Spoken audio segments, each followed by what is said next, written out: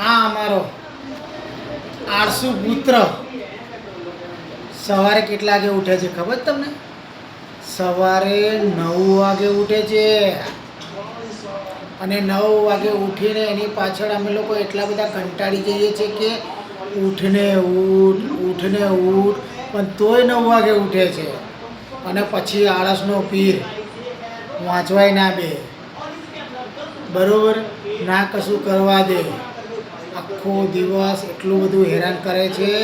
આ ગાંડો છોકરો જુઓ આ શું કરશે, આજકાલની પેઢી શું કરશે અમને તો ખબર નહીં. અમને રાખશે કે નહીં રાખે, શું કરવાનું?